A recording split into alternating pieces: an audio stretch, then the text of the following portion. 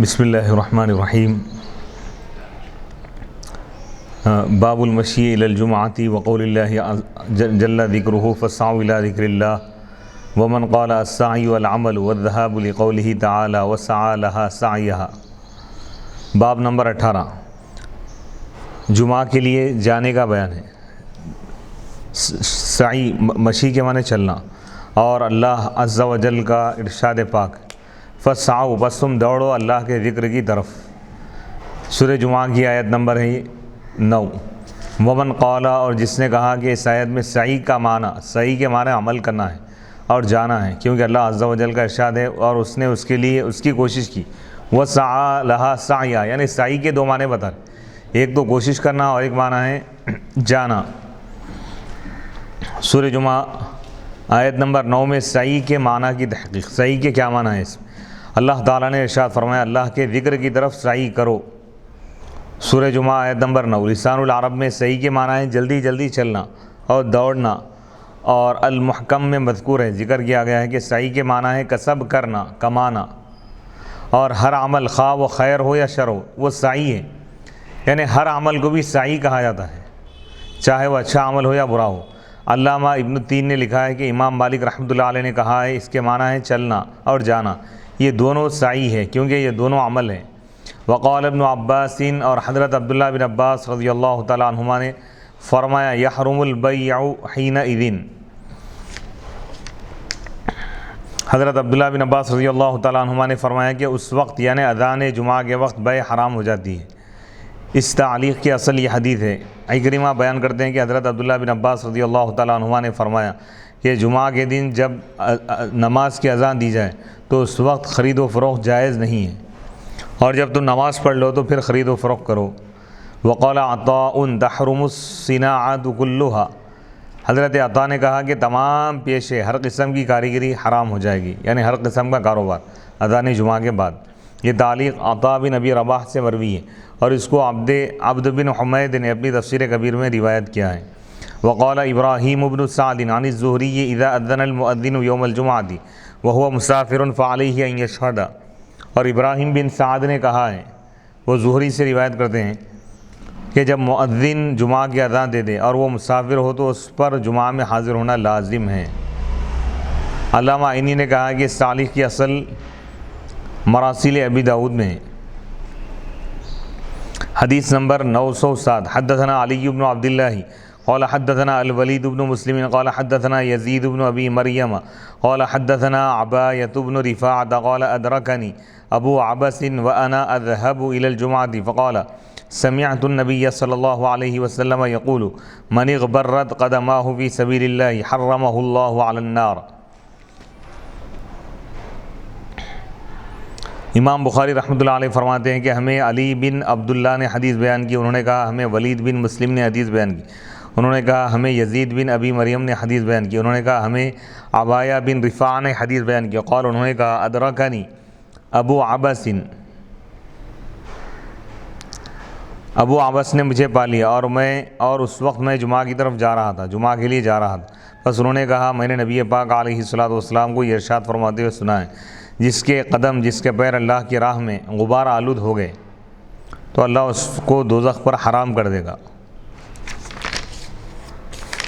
یہ حدیث پاک بخاری کے علاوہ ترمذی شریف میں بھی موجود ہے، سنن نسائی میں ہے، صحیح ابن حبان میں ہے، حلیۃ الاولیاء میں ہے، سنن بیہقی میں ہے، مسند احمد میں ہے۔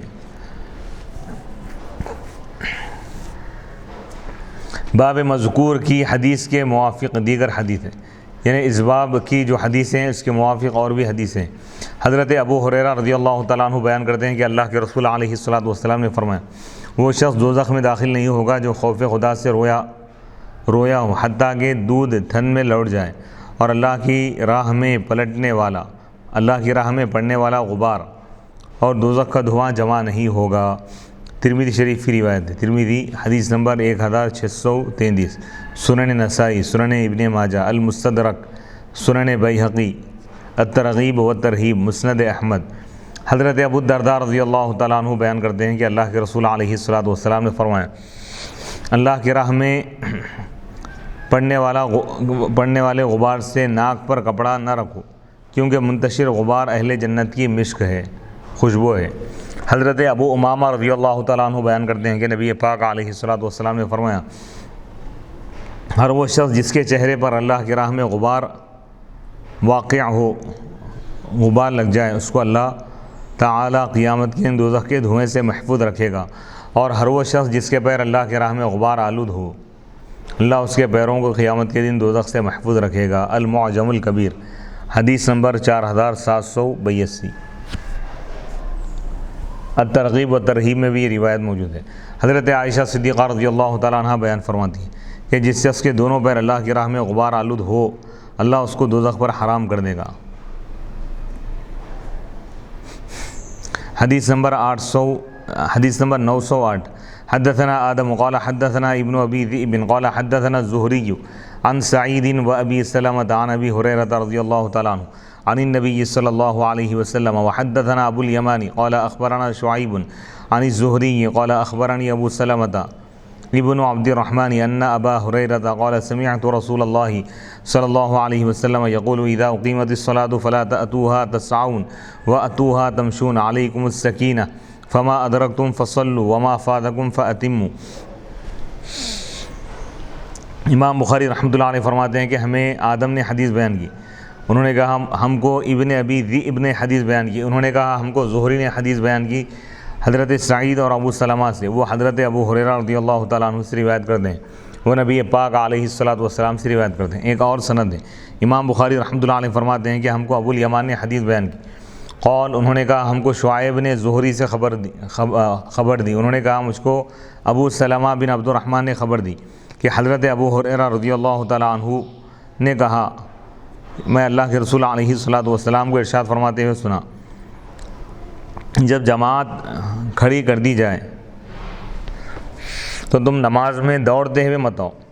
وَأَتُوهَا تم آؤ نماز میں چلتے ہوئے، علیکم السکینہ تم پر لازم ہے سکینت، سکون کو اختیار کرنا، وقار، پس جو کچھ تم پاؤ جتنی رکعتیں تو تم پڑھ لو، اور جو تم سے چھوٹ جائے اس کو مکمل کرو۔ یعنی جماعت اگر ٹھہر جائے تو دوڑتے ہوئے مت آؤ، بھاگتے ہوئے مت آؤ، بلکہ باوقار انداز میں اطمینان کے ساتھ چلتے ہوئے آؤ، اور جتنی رکعتیں تم کو مل جائے وہ پڑھ لو امام صاحب کے ساتھ، اور جو چھوٹ جائیں تو تم اس کو امام سلام پھیرنے کے بعد کھڑے ہو کر مکمل کر لو۔ آداب بتا رہے ہیں کہ مسجد میں بھاگنا دوڑنا مناسب نہیں، جو نمازوں کا اہتمام کرنا ہی اگر ہے تو اذان کے ساتھ ہی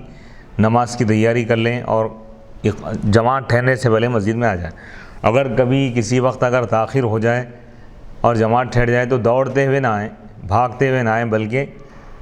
عام رفتار میں چلتے ہوئے آئیں اور جماعت میں شامل ہو جائے، جتنی رکعتیں ملیں اس کو پڑھ لیں، اور جو چھوٹ جائے اس کو مکمل کر لیں۔ حدیث نمبر 909۔ حدثنا عمرو بن علی قال حدثني ابو قتيبة قال حدثنا علي بن المبارك عن يحيى بن ابي كثير عن عبد الله بن ابي قتادة قال ابو عبد الله لا اعلمه الا عن ابيه عن النبي صلی اللہ علیہ وسلم قال لا تقوموا حتى تروني وعليكم السکینہ۔ امام بخاری رحمۃ اللہ علیہ فرماتے ہیں کہ ہم کو عمرو بن علی نے حدیث بیان کی، قال انہوں نے کہا مجھ کو ابو قتیبہ نے حدیث بیان کی، انہوں نے کہا کہ علی بن مبارک نے مجھ کو حدیث بیان کی، وہ یحییٰ ابن ابی کثیر سے روایت کرتے ہیں، وہ عبداللہ بن ابی قتادہ سے روایت کرتے ہیں۔ قال ابو عبداللہ، امام بخاری رحمۃ اللہ علیہ فرماتے ہیں کہ لا اعلمہ، میں ان کو نہیں جانتا مگر الا عن ابی، مگر ان کے والد سے وہ روایت کرتے ہیں، وہ نبی پاک علیہ الصلوۃ والسلام سے روایت کرتے ہیں، آپ نے فرمایا۔ امام بخاری فرما رہے ہیں کہ میں اس حدیث کو صرف ان کے والد کی روایت سے پہچانتا ہوں، وہ نبی پاک علیہ الصلوۃ والسلام سے روایت کرتے ہیں، نبی پاک علیہ الصلوۃ والسلام نے فرمایا تم کھڑے مت ہو اس وقت تک یہاں تک کہ تم مجھے دیکھ لو اور تم پر اطمینان لازم ہے، یعنی اطمینان کے ساتھ تم ٹھہرو۔ باب نمبر 19۔ باب لا يفرق بین اثنین یوم الجمعہ، یہ بیان ہے اس بات کا کہ جمعہ کی نماز کے لیے آنے والا دو آدمیوں کے درمیان جمعہ کے دن فرقت نہ ڈالے، یعنی دو آدمی اگر بیٹھے ہوئے ایک ساتھ تو ان دونوں کے بیچ میں سے گھس کر نہ جائے، ان دونوں کو الگ الگ کرتے ہوئے توڑتے ہوئے نہ جائیں۔ حدیث نمبر 910 حدثنا عبدان قال اخبرنا عبد الله قال اخبرنا ابن ابي ذئب عن سعيد المقبوري عن ابيه عن ابن وديعة عن سلمان الفارسي قال رسول الله صلى الله عليه وسلم من اغتسل يوم الجمعة وتطهر بما استطاع من طهر ثم ادهن او مس من طيب ثم راح فلم يفرق بين اثنين فصلى ما كتب له ثم اذا خرج الامام انصت غفر له ما بينه وبين الجمعة الأخرى۔ حضرت سلمان فارسی رضی اللہ تعالیٰ عنہ سے روایت قال، وہ کہتے ہیں اللہ کے نبی علیہ الصلوۃ والسلام، اللہ کے رسول علیہ الصلوۃ والسلام نے ارشاد فرمایا، جو جمعہ کے دن غسل کرے اور اچھی طرح طہارت حاصل کرے، پاکیزگی اختیار کرے، پھر وہ تیل لگائے، او مس من طیب یا خوشبو لگائے، پھر وہ جمعہ کے لیے جائے، پس وہ دو آدمیوں کے درمیان تفریقہ نہ ڈالے، یعنی دونوں کو جدا نہ کرے، دونوں ایک ساتھ بیٹھے ہوئے تو دونوں کے درمیان میں سے نہ جائیں، تو فصل اور وہ نماز پڑھے جو اس کے لیے لکھ دی گئی ہے، یعنی جتنا اس کے مقدر میں اتنی نماز پڑھے۔ ثم اذا خرج الامام، پھر جب امام نکلے خطبے کے لیے تو وہ خاموش رہے، تو غفر لہ، تو اس کے گناہ بخش دیے جاتے ہیں، اس جماعت سے لے کر دوسرے جمعہ تک، یعنی ایک جمعہ سے دوسرے جمعہ تک جتنے گناہ اس سے ہوئے تمام گناہ بخش دیے جاتے ہیں۔ باب نمبر 20، باب لا یقیم الرجل اخاہ یوم الجمعۃ ویقعد فی مکانہ، جمعہ کے دن کوئی شخص اپنے بھائی کو اٹھا کر اس کی جگہ نہ بیٹھے، یعنی کوئی شخص پہلے سے آگے کسی جگہ اگر بیٹھ جائے نماز پڑھنے کے لیے تو بعد میں آنے والا شخص اس کو اس کی جگہ سے نہ اٹھائے، اس کو اٹھا کر خود بیٹھ رہا ہے، یہ چیز مکروہ ہے، ناپسند ہے۔ حدیث نمبر 911 حدثنا محمد قال اخبرنا مخلد بن یزید قال اخبرنا ابن جریج قال سمعت نافعا یقول سمعت ابن عمر رضی اللہ تعالی عنہما یقول نہى النبی صلی اللہ علیہ وسلم ان یقیم الرجل اخاہ من مقعده ویجلس فیہ، قلت لنافع الجمعہ قال الجمعہ وغیرہا۔ امام بخاری رحمۃ اللہ علیہ فرماتے ہیں کہ ہم کو محمد نے حدیث بیان کی، انہوں نے کہا ہم کو مخلد بن یزید نے خبر دی، انہوں نے کہا ہم کو ابن جریج نے خبر دی، انہوں نے کہا میں نے نافع کو یہ کہتے ہوئے سنا، نافع نے کہا میں عبداللہ بن عمر رضی اللہ تعالیٰ عنہما کو یہ کہتے ہوئے سنا کہ نبی پاک علیہ الصلوۃ والسلام نے اس بات سے منع فرمایا کہ آدمی اپنے بھائی کو اس کی جگہ سے اٹھائے اور خود اس میں بیٹھ جائے، اس کی جگہ بیٹھ جائے۔ تو میں نے نافع سے پوچھا کیا یہ جمعہ کے دن کے لیے ہے؟ تو انہوں نے کہا جمعہ ہو یا کوئی اور دن ہو، یعنی کوئی نمازی پہلے سے ایک جگہ پر اگر بیٹھ جائے تو بعد میں آنے والا اس کو اس کی جگہ سے اٹھا کر اس کی جگہ پر خود نہ بیٹھے، چاہے جمعہ کی نماز ہو یا کوئی اور نماز کا مسئلہ ہو، کسی بھی وقت ایسا نہیں کیا جا سکتا ہے۔ اس حدیث کا عنوان ہے جمعہ کے دن، اس حدیث کا عنوان جمعہ کے دن کے ساتھ مقید خاص ہے، اور حدیث مطلق ہے، یعنی کوئی شخص اپنے بھائی کو اس کی جگہ سے نہ اٹھائے، خواہ جمعہ کا دن ہو یا کوئی اور دن ہو، اور عنوان اور حدیث میں وہ مناسبت ہے جو مقید اور مطلق میں ہوتی ہے، یعنی مطلق حدیث لا کے بتا رہے ہیں کہ جمعہ ہو یا غیر جمعہ ہو،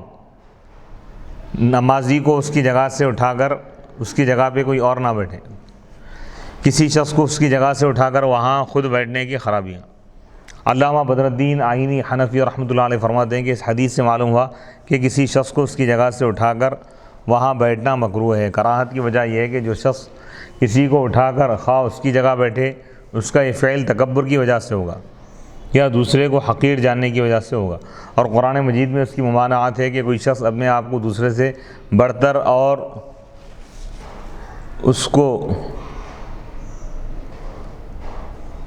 کم تر سمجھے۔ اللہ تعالیٰ کا ارشاد ہے تلک الدار الآخرۃ نجعلها للذین لا یریدون علوا فی الارض ولا فسادا والعاقبۃ للمتقین، سورہ قصص آیت نمبر 83۔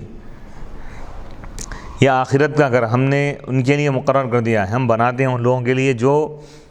زمین پر بلندی نہیں چاہتے، تکبر نہیں کرتے، ولا فسادہ، اور فساد برپا کرنے کا ارادہ نہیں کرتے، والعاقبۃ للمتقین، اور اچھا انجام صرف اللہ سے ڈرنے والوں کے لیے ہے۔ کسی شخص کو اٹھا کر اس کی جگہ بیٹھنا تکبر بھی ہے اور فساد بھی ہے، اس لیے عبادت کے کاموں میں خود پسندی اور اپنے آپ کو دوسروں پر ترجیح دینا ممنوع ہے۔ جب کسی شخص کو اس کی جگہ سے اٹھایا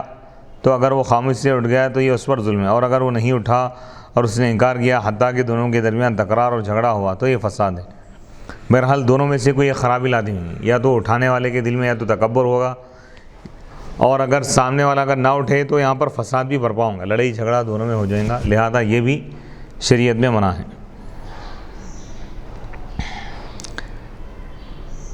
باب نمبر 21، باب الاذان یوم الجمعہ، جمعہ کے دن کے اذان کا حکم۔ حدیث نمبر 912، حدثنا آدم قال حدثنا ابن ابی ذئب عن الزہری عن السائب بن یزید قال كان النداء يوم الجمعة أوله إذا جلس الإمام على المنبر على عهد النبي صلى الله عليه وسلم وأبي بكر وعمر رضي الله تعالى عنهما، فلما كان عثمان رضي الله تعالى عنه وكثر الناس زاد النداء الثالث على الزوراء، قال أبو عبد الله الزوراء موضع بالسوق بالمدينة۔ امام بخاری رحمۃ اللہ علیہ فرماتے ہیں ہم کو آدم نے حدیث بیان کی، انہوں نے کہا ہم کو ابن ابی ذئب نے حدیث بیان کی، وہ زہری سے روایت کرتے ہیں، وہ سائب بن یزید سے روایت کرتے ہیں۔ قال انہوں نے کہا، سائب ابن یزید نے کہا کہ جمعہ کے دن نبی صلی اللہ علیہ وسلم کے زمانے میں اور حضرت ابو بکر اور حضرت عمر بن خطاب رضی اللہ تعالیٰ عنہما کے زمانے میں اذان اس وقت ہوتی تھی جب امام ممبر پر بیٹھتا تھا، بس جب حضرت عثمان غنی رضی اللہ تعالیٰ عنہ کا عہد خلافت آیا، ان کی خلافت کا زمانہ آیا، لوگوں کی تعداد زیادہ ہو گئی، تو حضرت عثمان نے رضی اللہ تعالیٰ عنہ نے مقام زورا پر تیسری اذان کا اضافہ فرما دیا۔ ابو عبداللہ امام بخاری رحمۃ اللہ علیہ فرماتے ہیں کہ الزورا مدینے کے بازار میں ایک جگہ ہے، ایک جگہ کا نام ہے۔ یہ حدیث پاک بخاری شریف کے علاوہ سنن ترمذی میں ہے، سنن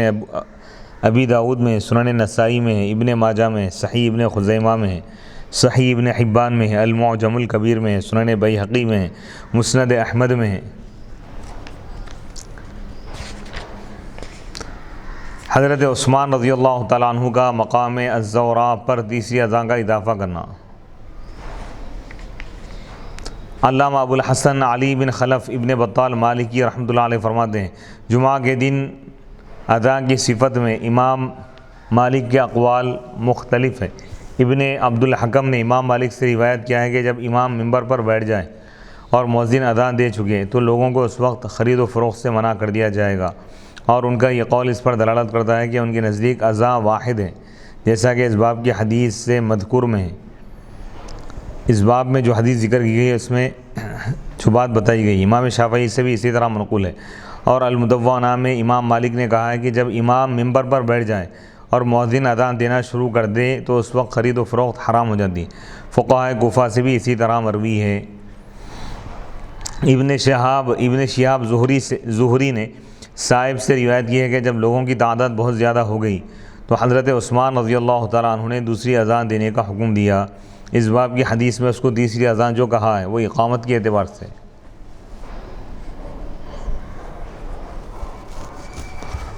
مصنف کے نزدیک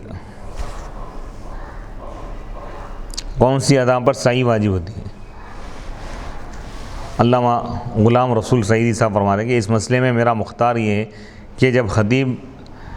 ممبر پر بیٹھ جاتا ہے اور اس کے سامنے جو اذان دی جاتی ہے جس کو آج کل کے حساب سے اذان ثانی کہا جاتا ہے، اس اذان کے بعد سعی واجب ہوتی ہے، یعنی مسجد کی طرف چل کر جانا واجب ہوتا ہے، کیونکہ اللہ کے رسول علیہ الصلوۃ والسلام حضرت ابو بکر، حضرت عمر فاروق، حضرت عثمان غنی کے دور اول میں صرف یہی اذان ہوتی تھی۔ اگر یہ کہا جائے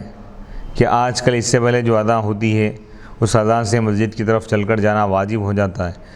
تو یہ اذان تو رسول اللہ صلی اللہ علیہ وسلم اور حضرت ابو بکر و عمر فاروق رضی اللہ تعالیٰ عنہما کے زمانے میں تھی ہی نہیں، تو اس وقت گویا مسجد کی طرف جانے کے حکم پر عمل نہیں ہوتا تھا، اور جب اس وقت اس اذان سے سعی واجب ہوتی تھی جو خطیب کے ممبر پر بیٹھنے کے بعد اس کے سامنے دی جاتی ہے، تو آج بھی اسی اذان کے بعد سعی واجب ہونی چاہیے۔ دوسری وجہ یہ ہے کہ آج کل جو پہلی اذان دی جاتی ہے اس کے 10-15 منٹ بعد خطیب وعظ شروع کرتا ہے اور آدھے پون گھنٹے تک اس کی تقریر جاری رہتی ہے، اس دوران لوگ آتے رہتے ہیں، حتیٰ کہ جب خطیب کے سامنے دوسری اذان دی جاتی ہے اس وقت تک تقریباً تمام لوگ آ چکے ہوتے ہیں۔ اگر یہ کہا جائے کہ پہلی اذان سے سعی واجب ہو جاتی ہے تو یہ تمام بعد میں آنے والے لوگ واجب کے تاریخ قرار پائیں گے، اور یہ بلا وجہ لوگوں کو مشکل میں ڈالنا ہے، جب کہ اللہ کے رسول علیہ الصلوۃ والسلام کا ارشاد یہ ہے کہ یسروا ولا تعسروا، آسانی پیدا کرو، لوگوں کو مشکلوں میں نہ ڈالو۔ اس لیے نبی پاک علیہ الصلوۃ والسلام اور شیخین کے عمل کے مطابق اور عوام الناس عامۃ المسلمین کے آسانی کے اعتبار سے صحیح یہ ہے کہ سعی اس اذان کے بعد واجب ہوتی ہے جو امام کے ممبر پر بیٹھنے کے بعد خطبے کے لیے دی جاتی ہے۔ باب نمبر 22، باب المؤذن الواحد یوم الجمعہ، جمعہ کے دن مؤذن واحد ہی ہوگا، یعنی ایک ہی مؤذن اذان دے گا۔ امام بخاری رحمۃ اللہ علیہ نے اس عنوان سے ان علماء کے قول کے رد کی طرف اشارہ کیا ہے جنہوں نے کہا ہے کہ جب نبی صلی اللہ علیہ وسلم ممبر پر چڑھ کر بیٹھ جاتے تو 3 مؤذن باری باری اذان دیتے، جب ایک مؤذن اذان دے چکتا تو دوسرا اذان شروع کرتا اور اس کے بعد پھر تیسرا مؤذن اذان شروع کرتا۔ تو امام بخاری رحمۃ اللہ علیہ ان کا رد کر کے فرما رہے کہ ایک ہی مؤذن اور وہ بھی خطبے کے وقت ایک ہی اذان دے گا۔ حدیث نمبر 913، حدیث نمبر 913، حدثنا ابو نعیم قال حدثنا عبد العزیز بن ابی سلمۃ الماجشون عن الزہری عن السائب بن یزید ان الذی زاد التأذین الثالث یوم الجمعۃ عثمان بن عفان رضی اللہ تعالی عنہ حین کثر اہل المدینۃ ولم یکن للنبی صلی اللہ علیہ وسلم مؤذن غیر واحد وکان التأذین یوم الجمعۃ حین یجلس الامام یعنی علی المنبر۔ حضرت سائب بن یزید سے روایت ہے، انہوں نے کہا کہ جنہوں نے تیسری اذان کا اضافہ کیا جمعہ کے دن وہ حضرت عثمان بن عفان رضی اللہ تعالیٰ عنہ، جس وقت مدینے والوں کی تعداد زیادہ ہو گئی تھی اور نبی پاک علیہ الصلوۃ والسلام کے لیے ایک مؤذن کے سوا کوئی دوسرا مؤذن نہیں تھا۔ وکانت تأذین، اور جمعہ کے دن اذان اس وقت دی جاتی تھی جب امام ممبر پر بیٹھ جاتا تھا خطیب۔ باب نمبر 23، باب یجیب الامام علی المنبر اذا سمع النداء، جب امام ممبر پر اذان سنے تو اس کا جواب دے۔ حدیث نمبر 914، حدثنا ابن مقاتل قال اخبرنا عبد الله قال اخبرنا ابو بکر بن عثمان بن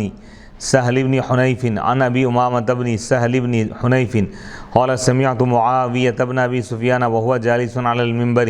اذن المؤذن قال الله اکبر الله اکبر قال معاویة الله اکبر الله اکبر قال اشهد ان لا اله الا الله فقال معاویة وانا فقال اشهد ان محمد رسول الله فقال معاویة وانا فلما ان قضى التأذین قال يا أيها الناس إني سمعت رسول الله صلى الله عليه وسلم على هذا المجلس حين أذن المؤذن يقول ما سمعتم مني من مقالتي۔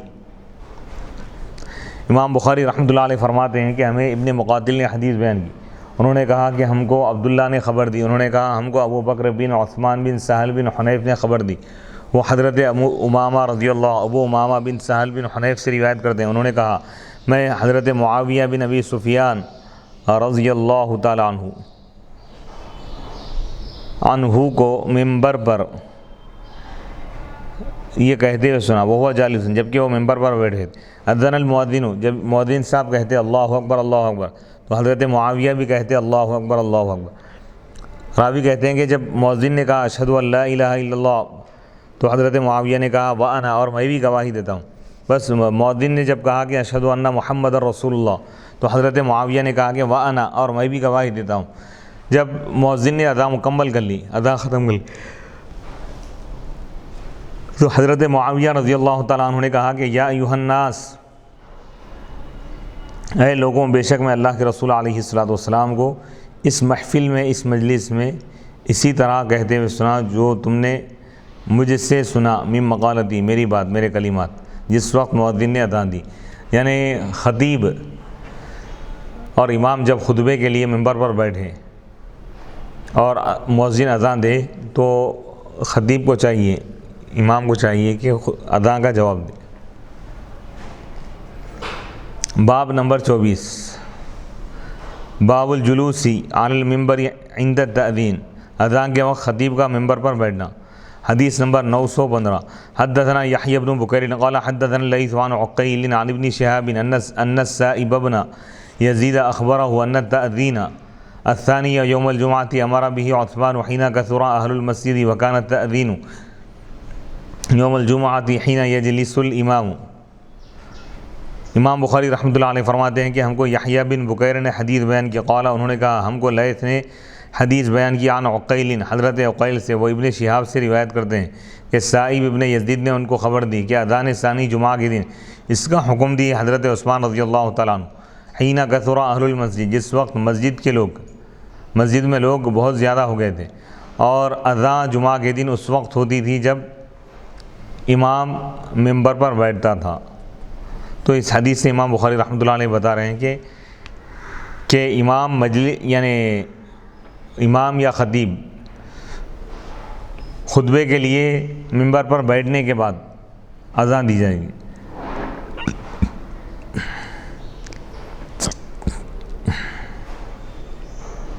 باب نمبر 25، باب التأذین عند الخطبہ، خطبے کے وقت اذان دینے کا بیان۔ حدیث نمبر 916، حدثنا محمد بن مقاتل قال اخبرنا عبد الله قال اخبرنا يونس عن الزهري قال سمعت السائب بن يزيد يقول ان الاذان يوم الجمعة كان اوله حين يجلس الامام يوم الجمعة على المنبر في عهد رسول الله صلى الله عليه وسلم وابي بكر وعمر رضي الله تعالى عنهما، فلما كان في خلافة عثمان رضي الله تعالى عنه وكثروا امر عثمان رضی اللہ تعالیٰ عنہ امر عثمان یوم الجمعۃ بالاذان الثالث فاذن به على الزوراء فثبت الامر على ذلك۔ حدیث نمبر 916، امام بخاری رحمۃ اللہ علیہ فرماتے ہیں کہ ہم کو محمد بن مقاتل نے حدیث بیان کی، انہوں نے کہا ہم کو عبداللہ نے خبر دی، انہوں نے کہا ہم کو یونس نے زہری سے خبر دی، زہری نے کہا سمعت السائب بن یزید، میں سائب بن یزید کو یہ کہتے ہوئے سنا، بے شک اذان جمعہ کے دن پہلی اذان اس وقت ہوتی تھی جب امام جمعہ کے خطبے کے لیے ممبر پر بیٹھتا تھا۔ اللہ کے رسول علیہ الصلوۃ والسلام کے زمانے میں، حضرت ابو بکر صدیق رضی اللہ تعالیٰ عنہ کے زمانے میں، حضرت عمر بن خطاب رضی اللہ تعالیٰ عنہ کے زمانے میں، بس جب حضرت عثمان غنی رضی اللہ تعالیٰ عنہ کی خلافت کا دور آیا، وکثروا اور لوگ بڑھ گئے، تعداد بہت زیادہ ہو گئی، تو حضرت عثمان غنی رضی اللہ تعالیٰ عنہ نے جمعہ کے دن تیسری اذان کا حکم دیا، فاذن بھی، تو وہ اذان دی گئی علی الزوراء، زورا مقام پر، فثبت الامر، تو معاملہ اسی پر جاری و ساری رہا، پھر اس وقت سے اسی پر عمل رہا۔ باب نمبر 26، باب الخطبۃ علی المنبر، ممبر پر خطبہ دینے کا بیان۔ وقال انس رضی اللہ تعالیٰ عنہ خطب النبی صلی اللہ علیہ وسلم علی المنبر، حضرت انس رضی اللہ تعالیٰ عنہ نے کہا کہ نبی پاک علیہ الصلوۃ والسلام نے ممبر پر خطبہ دیا۔ امام بخاری رحمۃ اللہ علیہ نے اس تعلیق کی اصل کتاب الفتن کے باب الاعتصام میں ذکر کی ہے، اور حضرت انس رضی اللہ تعالیٰ عنہ کی حدیث باب الاستسقاء میں آئے گی انشاءاللہ تعالی۔ حدیث نمبر 917، حدثنا قتيبة بن سعيد قال حدثنا يعقوب بن عبد الرحمن بن محمد بن عبد الله بن عبد القاري القرشي الاسكندراني قال حدثنا ابو حازم ابن دينار ان رجالا اتوا سهل بن سعد الساعدي وقدم تروا في المنبر مما عوده فسألوه عن ذلك فقال والله إني لا أعرف مما هو وَلَقَدْ رَأَيْتُهُ أَوَّلَ يَوْمٍ وُضِعَ وَأَوَّلَ يَوْمٍ جَلَسَ عَلَيْهِ رسول الله صلى الله عليه وسلم أرسل رسول الله صلى الله عليه وسلم إلى فلانة امرأة قد سماها سهل مري غلامك النجار أن يعمل لي أعوادا أجلس عليهن إذا كلمت الناس فأمرته فعملها من طرفاء الغابة ثم جاء بها فأرسلت إلى رسول الله صلى الله عليه وسلم فأمر بها فوضعت ها هنا ثم رأيت رسول الله صلى الله عليه وسلم صلى عليها وكبر وهو عليها ثم ركع وهو عليها ثم نزل القهقرى فسجد في أصل المنبر ثم عاد فلما فرغ أقبل على الناس فقال أيها الناس إنما صنعت هذا لتأتموا بي ولتعلموا صلاتي۔ امام بخاری رحمۃ اللہ علیہ فرماتے ہیں کہ ہم کو قتیبہ بن سعید نے حدیث بیان کی، انہوں نے کہا ہمیں یعقوب بن عبد الرحمن بن محمد بن عبداللہ بن القاری القرشی نے حدیث بیان کی، انہوں نے کہا ہمیں ابو حازم بن دینار نے حدیث بیان کی کہ بعض لوگ حضرت سہل بن سعد الساعدی کے پاس آئے اور وہ اس میں بحث کر رہے تھے کہ ممبر کون سی لکڑی کا تھا، انہوں نے حضرت سہل سے اس کے متعلق سوال کیا۔ حضرت سہل نے کہا اللہ کی قسم میں ضرور پہچانتا ہوں کہ وہ کس چیز کا بنا ہوا تھا، بے شک میں نے اس کو دیکھا جب پہلے دن اس کو رکھا گیا اور اس پر اللہ کے رسول علیہ الصلاۃ والسلام تشریف فرما ہوئے۔ اللہ کے رسول علیہ الصلاۃ والسلام نے فلاں عورت کے پاس کسی کو بھیجا۔ سہل نے اس عورت کا نام لیا تھا۔ آپ نے اس سے فرمایا اپنے بیٹے کو حکم دو، اپنے غلام کو جو بڑائی ہے کہ وہ میرے لیے سیڑھیوں پر مشتمل ممبر بنا دے جس پر میں اس وقت بیٹھوں جب میں لوگوں سے کلام کروں۔ اس عورت نے اپنے بیٹے کو حکم دیا، اپنے غلام کو حکم دیا، یعنی خطبے کے لیے جب میں بیٹھوں گا تو اس پر بیٹھوں۔ بس اس نے طرفہ الغابہ ساگوان کی لکڑی سے وہ ممبر بنا دیا۔ بس اس عورت نے اس کو اللہ کے رسول علیہ الصلاۃ والسلام کے پاس بھیجا۔ آپ نے حکم فرمایا تو اس کو اس جگہ رکھ دیا گیا۔ پھر میں نے دیکھا کہ اللہ کے رسول علیہ الصلاۃ والسلام اس ممبر پر نماز آپ نے ادا فرمائی۔ آپ نے تکبیر پڑھی اور آپ اس ممبر پر تھے۔ پھر آپ نے اس ممبر پر رکوع کیا۔ پھر آپ ممبر سے اتر کر پچھلے پیروں سے یعنی الٹے پیروں پر آپ لوٹ آئے۔ پھر آپ نے ممبر کی جڑ میں سجدہ کیا۔ پھر آپ نے اسی طرح دوسری رکعت پڑھائی۔ پھر آپ جب نماز پڑھا کر فارغ ہو گئے، جب آپ نماز سے فارغ ہو گئے تو آپ نے لوگوں کی طرف متوجہ ہو کر فرمایا اے لوگوں، میں نے یہ نماز اس لیے پڑھائی تاکہ تم میری اقتداء کرو اور تم میری نماز کے طریقے کو جان لو۔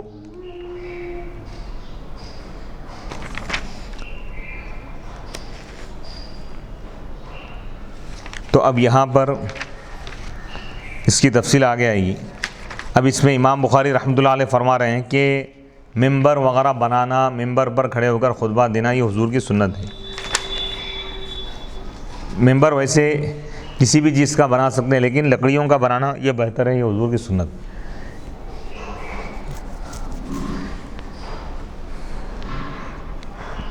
حدیث نمبر 918، اور یہ جو حدیث پاک اوپر ابھی بیان کی گئی ہے حدیث نمبر 917، اس کی تشریح گزر چکی ہے صحیح البخاری حدیث نمبر 377 میں۔ حدیث نمبر 918، حدثنا سعید بن ابی مریم قال حدثنا محمد بن جعفر قال اخبرنی یحیی بن سعید قال اخبرنی ابن انس انه سمع جابر بن عبد الله قال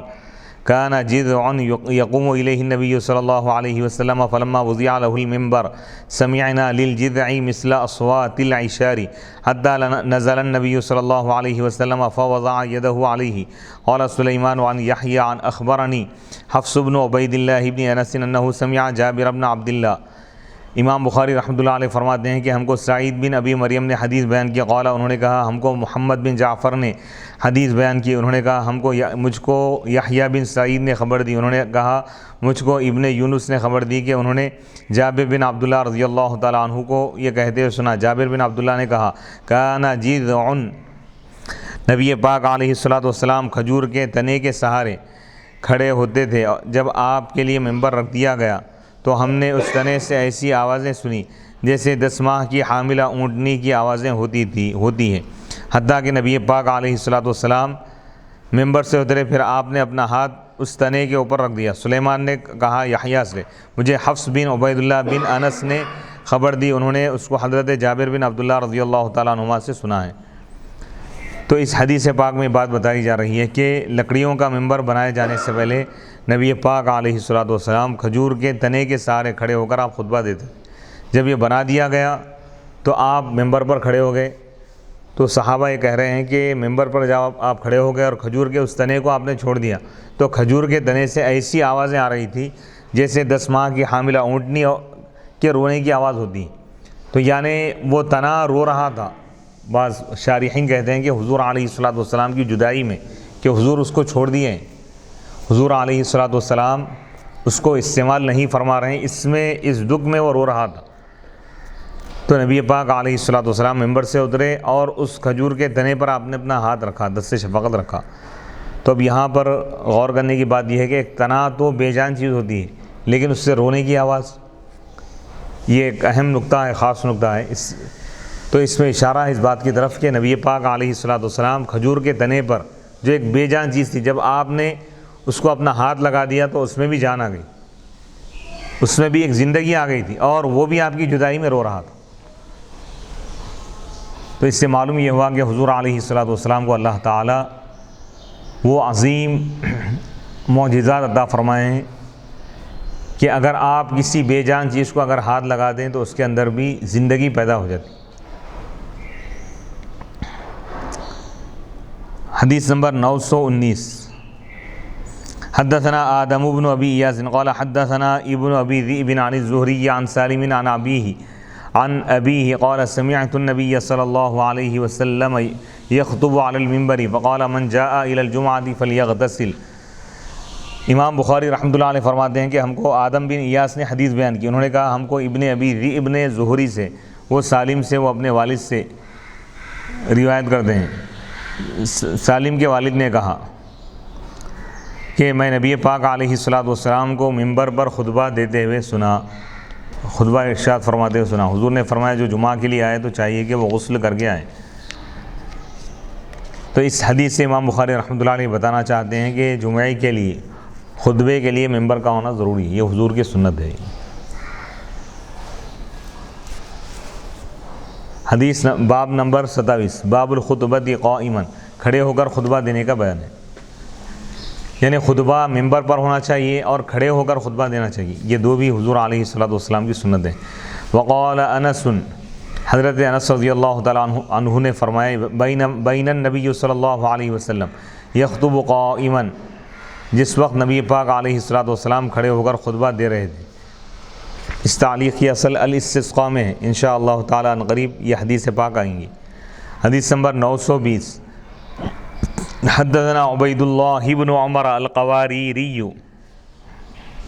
قال حدثنا خالد بن الحارث قال حدثنا عبید اللہ بن عمر النافع عن ابن عمر رضی اللہ تعالی عنہما قال كان النبي صلی اللہ علیہ وسلم يخطب قائما ثم يقعد ثم يقوم كما تفعلون الآن. حضرت نافع سے روایت ہے، وہ حضرت عبداللہ بن عمر رضی اللہ تعالیٰ عنہما سے روایت کرتے ہیں. انہوں نے کہا، حضرت عبداللہ بن عمر رضی اللہ تعالیٰ عنہ نے کہا نبی پاک علیہ الصلوۃ والسلام کھڑے ہو کر خطبہ دیتے تھے، پھر بیٹھتے تھے. ثم یقوم، پھر آپ کھڑے ہوتے تھے جیسا کہ اب تم کرتے ہو. یعنی دو خطبوں کے درمیان جو بیٹھنے کا جو حکم ہے وہ حضور پاک علیہ الصلوۃ والسلام کے اس عمل سے، اس حدیث سے ثابت ہے.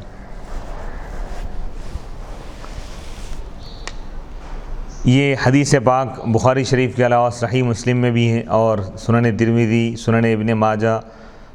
بیہقی کی سنن کبریٰ میں بھی ہے، المعجم الکبیر میں ہے، سنن دارقطنی میں ہے، شرح السنہ میں ہے، مسند احمد میں ہے. سنت یہ ہے کہ جمعہ کا خطبہ منبر پر کھڑے ہو کر دیا جائے. علامہ ابو الحسن علی بن خلف ابن بطال مالکی رحمۃ اللہ علیہ فرماتے ہیں کھڑے ہو کر خطبہ دینے کے بارے میں فقہاء کا اختلاف ہے. امام مالک اور امام شافعی نے کہا ہے کہ کھڑے ہو کر خطبہ دیا جائے، اور امام اعظم ابو حنیفہ رحمۃ اللہ علیہ نے فرمایا ہے کہ چاہے کھڑے ہو کر خطبہ دے چاہے بیٹھ کر. یہ ابن القصار نے ان سے نقل کیا ہے، بیان کیے ہیں. علامہ ابن بطال فرماتے ہیں، کہتے ہیں کہ حضرت عبداللہ بن عمر رضی اللہ تعالیٰ عنہما کی حدیث مذکور، جو حدیث ذکر کی گئی،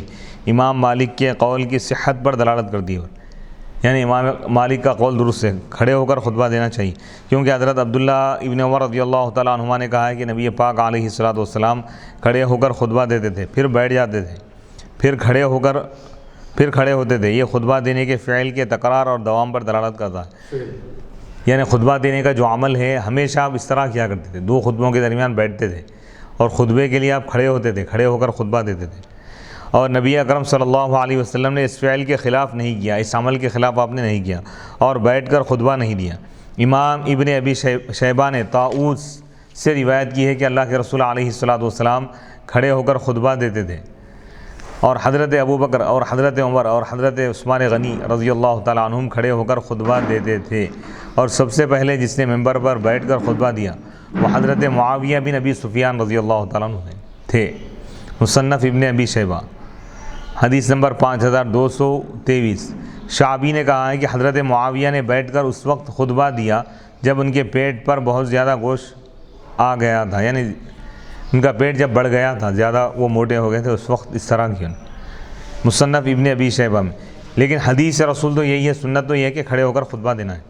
امام شافعی نے کہا ہے کہ جب کوئی شخص بیٹھ کر خطبہ دے اور اس کے بیمار ہونے کا علم نہ ہو تو اس کے فعل کو عذر پر محمول کیا جائے گا، یعنی اس کو معذور سمجھیں گے، ہو سکتا ہے کہ کوئی بیماری ہوں گی، ٹھہر نہیں سک رہے ہو. اور اگر یہ معلوم ہو جائے کہ اس نے بغیر کسی عذر کے بیٹھ کر خطبہ دیا ہے تو ان سب کی نماز باطل ہو جائے گی. امام شافعی رحمۃ اللہ علیہ فرما رہے کیونکہ اللہ تعالیٰ نے فرمایا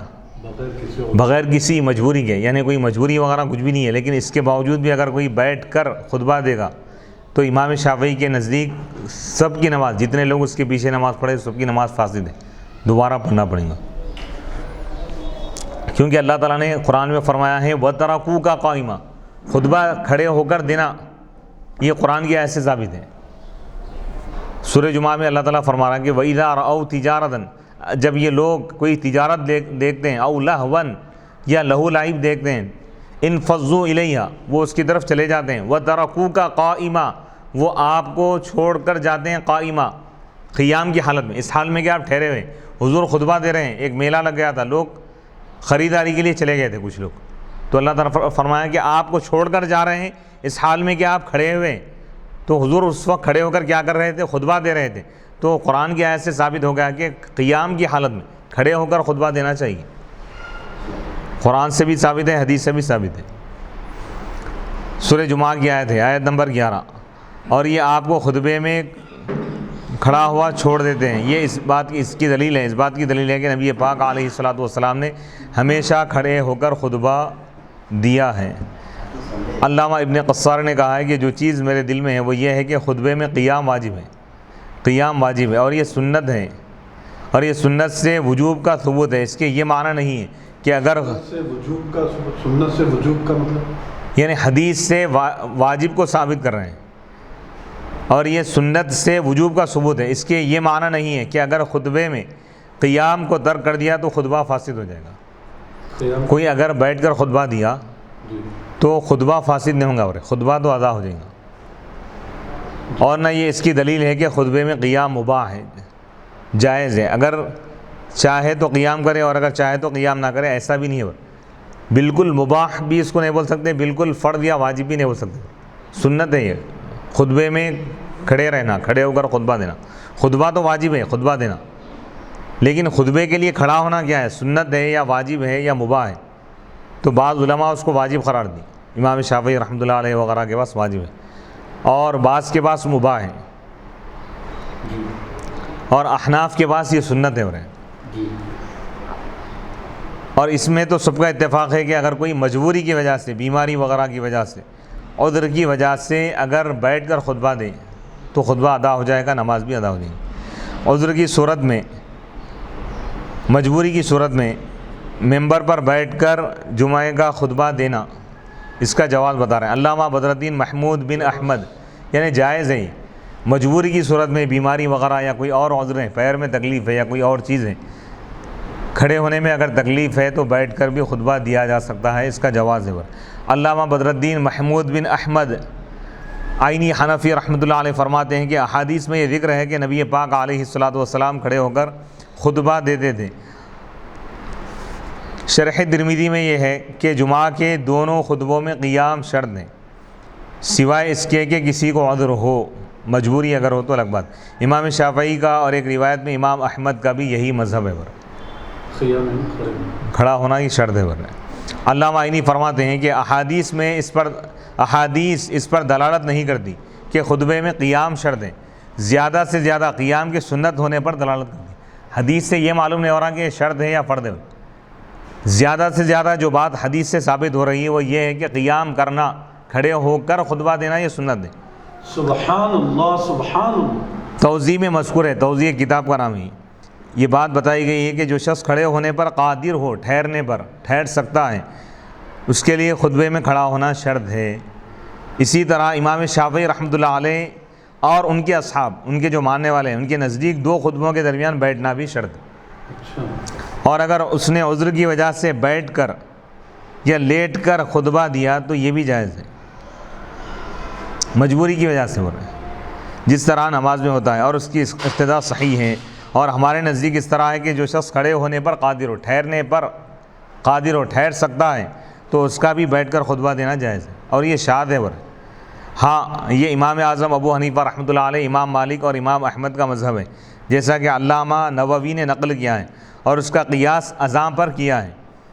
اور علامہ ابن بطال نے امام مالک کا مذہب امام شافعی کی طرح نقل کیا ہے، اور ابن القصار نے امام اعظم ابو حنیفہ رحمۃ اللہ علیہ کی طرح نقل کیا ہے۔ لیکن خلاصہ یہ ہے کہ بھائی احناف کے پاس کھڑے ہو کر خطبہ دینا یہ سنت ہے۔ ہاں اگر مجبوری ہے، کوئی بیماری وغیرہ ہے، کوئی عذر ہے، تو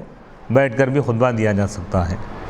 اگر کوئی بیماری بھی نہیں ہے، عذر بھی نہیں ہے، مجبوری بھی نہیں ہے، اور حنفی مسلک میں اگر کوئی خطبہ بیٹھ کر دیتا ہے تو کیا خطبہ ہو جائے گا؟ خطبہ تو ہو جائے گا۔ نفس خطبہ، لفظ خطبہ یہ واجب ہے بھی، جی چاہے وہ بیٹھ کر دے یا کھڑا ہو کر دے خطبہ۔ جی کھڑا ہونا یہ سنت ہے، اگر وہ بیٹھ کر بھی دے رہا ہے تو جائز ہے، لیکن بہتر نہیں ہے، خلاف سنت ہے۔ علامہ عینی فرماتے ہیں کہ اس باب کی حدیث خطبے میں قیام کے شرط ہونے پر دلالت نہیں کرتی۔ یہ جو حدیث بیان کرے نا، یہ حدیث یہ نہیں بتا رہی ہے کہ خطبے میں کھڑا ہونا شرط ہے۔ بعض علماء نے خطبے میں قیام کے شرط ہونے پر اس حدیث سے استدلال کیا ہے، دلیل لائیں۔ حضرت کعب بن عجرہ مسجد میں داخل ہوئے اور اس وقت عبد الرحمن بن ابی الحکم بیٹھ کر خطبہ دے رہے تھے۔ انہوں نے کہا اس خطیب کو دیکھو، یہ بیٹھ کر خطبہ دے رہا ہے، حالانکہ قرآن مجید میں ہے وَتَرَكُوكَ قَائِمًا، اے رسول وہ آپ کو قیام کی حالت میں چھوڑ کر چلے گئے، یعنی وہ آپ کو چھوڑ کے گئے اس حال میں کہ آپ خطبہ دے رہے تھے، کھڑے ہوئے تھے۔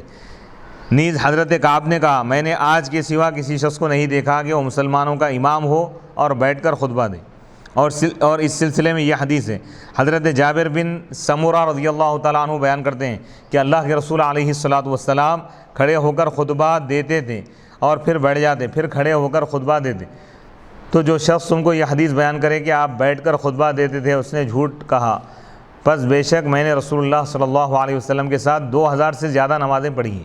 علامہ عینی فرماتے ہیں کہ حضرت کعب بن عجرہ اور حضرت جابر بن سمورہ کے یہ اقوال مبالغے پر محمول ہیں، اور نبی پاک علیہ الصلاۃ والسلام کے ممبر پر بیٹھنے کے ثبوت میں ہمارے اصحاب کی سب سے قوی دلیل یہ حدیث ہے۔ حضرت ابو سعید خدری رضی اللہ تعالیٰ عنہ فرماتے ہیں، بیان کرتے ہیں کہ ایک دن نبی پاک علیہ الصلاۃ والسلام ممبر پر بیٹھے اور ہم آپ کے اطراف بیٹھ گئے۔